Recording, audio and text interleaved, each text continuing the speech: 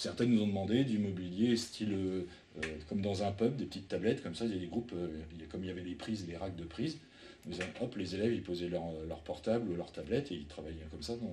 Voilà. Et le TBI ne revient que le lieu de restitution. Et s'ils le veulent, moi mon rôle du coup, c'est de trouver les outils qui leur permettent de faire ça. Donc, dans les équipements tablettes, on fait, l'enseignant il a une tablette maître, vous avez fini votre travail en groupe, oui, il peut bloquer là, il fait ça, ça s'affichera sur le TBI en prenant la main sur telle ou telle tablette. Tous ces outils-là, je les pensais pour les élèves en difficulté. Or, certaines écoles, notamment en milieu rural, ont créé des groupes de travail pour les très bons. Mince alors, ils sont déjà bons. Non, il dit, mais parce que, comme ils sont en autonomie, en groupe, etc., moi je suis physiquement plus près avec ceux en difficulté. C'est pour ça que certains nous ont demandé, par exemple, donc sur l'outil d'accompagnement à la scolarité, Maxicours, qui permet de créer des parcours, des QCM, revoir des leçons, etc. Ils nous ont demandé, si je pouvais, donc j'ai négocié avec l'éditeur, d'avoir aussi le versant 6e. Justement pour ces élèves-là, dire bah, toi t'es bon, tu t'ennuies, bah, regarde ce qui t'attend l'année prochaine en 6e. Voilà. Et comme ça, physiquement, ils peuvent être... Vous voyez, donc chacun, c'est vraiment qu'un outil. Et chacun, moi je suis étonné parfois de certains usages qu'on n'avait pas imaginé, comme ça. Quand je dis détourne, mais vraiment parce qu'il y a une démarche pédagogique. Par exemple, s'il y a un forum, on s'était aperçu sur une école, donc c'est à Oremo, parce que la collectivité a demandé des statistiques, qu'est-ce que c'est utilisé. Et là, j'avais même relancé 2 fois mon outil de statistiques, parce que Oremo, en gros, sur une année scolaire pour 3 classes et 70 élèves, ils étaient à 450 000 consultations de l'ENT. Donc ça faisait plus 10 par jour, par élève, par jour ouvré. Je passe leur temps là-dessus, il y a un bug. Et en fait, non, c'est que en fait, l'enseignante, parce qu'en plus, elle avait deux Anglais qui s'étaient installés, etc. En fait, elle utilise l'outil, comme quoi le numérique, on fait de tout avec le numérique, pour l'apprentissage de la langue. En fait, elle avait détourné dans les groupes de travail, il y avait un forum, pour faire de l'écriture collaborative. Donc forcément, à chaque fois, ils avaient dessus.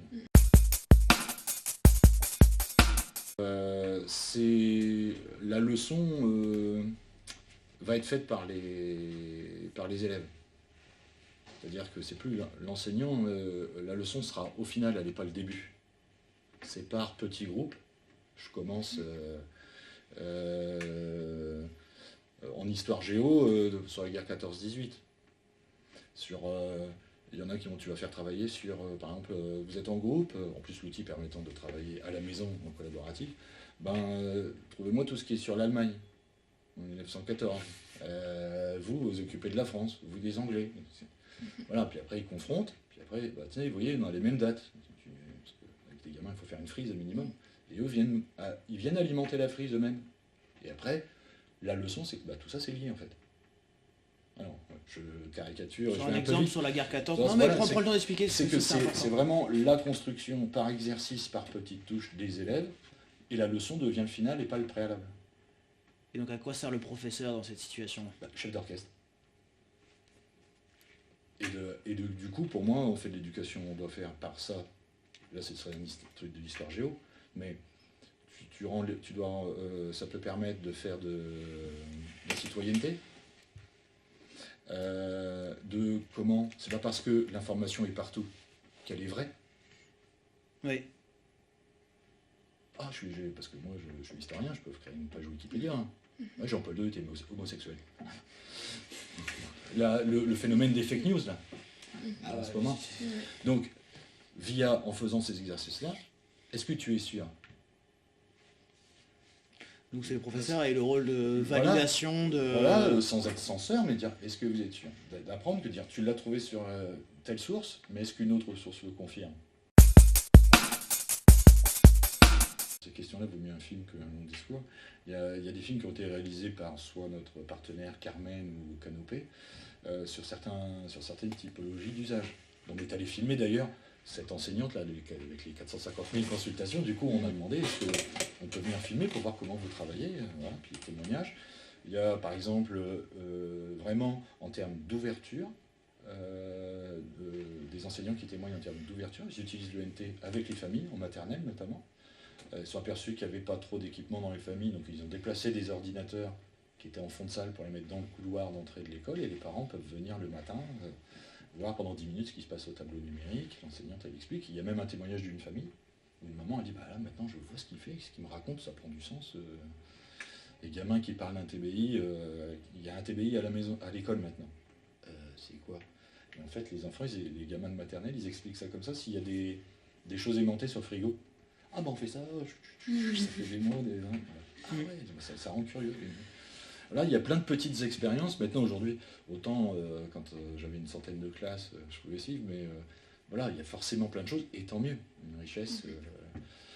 Et puis parfois, il y a aussi, il faut savoir le dire, comme ce n'est qu'un outil, on peut faire, sur les 1200 enseignants, on peut faire des déçus, qui s'attendaient à pouvoir faire ça, et que ça ne correspond pas, ou que c'est vraiment trop de changements, de pratiques, puisque sur l'année N, moi je leur dis, hein, je suis honnête, comme je ne suis pas un vendeur, je leur dis, vous savez, à l'arrivée de ces outils, par exemple, quand ils me demandent TDI dans la classe, équipement tablette, plus forcément le NT, puisque ça c'est la clé d'entrée, le NT en ligne. Moi je leur dis, le trop est l'ennemi du bien.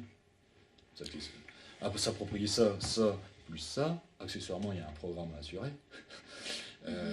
Voilà, le trop est l'ennemi du bien. Donc je leur dis, sur l'année N, on commence par ça, le NT, puis votre tableau numérique, et l'année prochaine, en fonction de vos besoins, on verra, ça tombe, c'est pas des tablettes qu'il vous faut, c'est que 2-3 ordinateurs font de classe.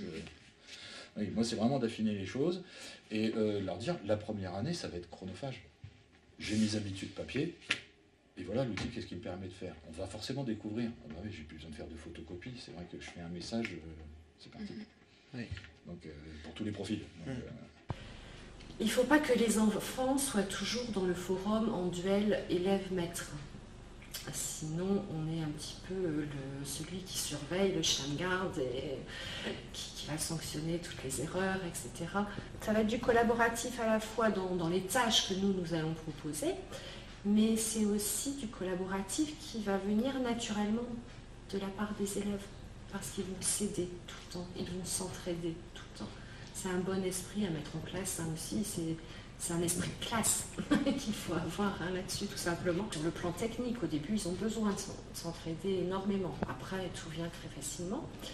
Mais ensuite, dans les apprentissages, ils viennent s'entraider également. Donc, ils peuvent tout simplement se déplacer d'un ordinateur à l'autre, hein, ça arrive, pour aller aider le copain, ou alors intervenir dans les forums, et ça c'est très pratique, parce que là encore une fois je l'ai fait écrire pour signaler des erreurs, pour féliciter les camarades, les encourager, les valoriser, etc. Ça se fait vraiment très très très bien. Dites les enfants, comment on fait pour voir que le copain nous a renvoyé un message? Il faut réactualiser la page, appuyer sur F5. Hein. J'ai pu montrer en début d'année à mes nouveaux parents d'élèves, en réunion de rentrée, un message d'une élève, un message qu'elle avait envoyé dans les forums, parce que je leur mets en place aussi un forum de papotage. C'est un forum où, cette fois-ci, il n'y a pas d'apprentissage derrière, excepté le fait toujours qu'ils vont écrire, mais c'est où ils vont écrire ce qu'ils veulent. Ils peuvent discuter entre eux, comme ils le feraient sur Skype ou autre. Et donc, dans un message de début d'année, cet élève m'avait écrit un message de 2 lignes, il y avait une dizaine de fautes. J'ai repris en fin d'année un message de toujours la même élève qui avait écrit un message d'une dizaine de lignes, et je ne mens pas, je n'en rajoute pas, il n'y avait que 2 fautes dedans. J'ai pu montrer ça aux parents en début d'année. C'est très parlant, ils comprennent tout de suite. Et les familles, évidemment, le ressentent, parce qu'ils suivent les enfants quand même à la maison, ils regardent, ils surveillent. Au départ, Internet, ça les inquiète un petit peu. Ils ont peur, justement. Et puis, ce forum papotage les avait inquiétés aussi au début. Attention à ce que vous racontez, dévoilez pas toute notre vie privée, etc. Et donc, ils ont peur, et il y a des risques. Mais une fois que, justement, on leur a montré, qu'on leur a expliqué, on est en train de les préparer à cet avenir qu'ils vont avoir sur Internet, sur les échanges qu'ils vont avoir, on est en train de les protéger, en fait, tout simplement. Ils comprennent très facilement que oui, il y a des progrès, que oui, on est en train de les former civiquement sur la vie sociale, sur les réseaux sociaux, etc. Et puis ils voient très bien tous les progrès dans le domaine du français. Ils les voient en français, en maths.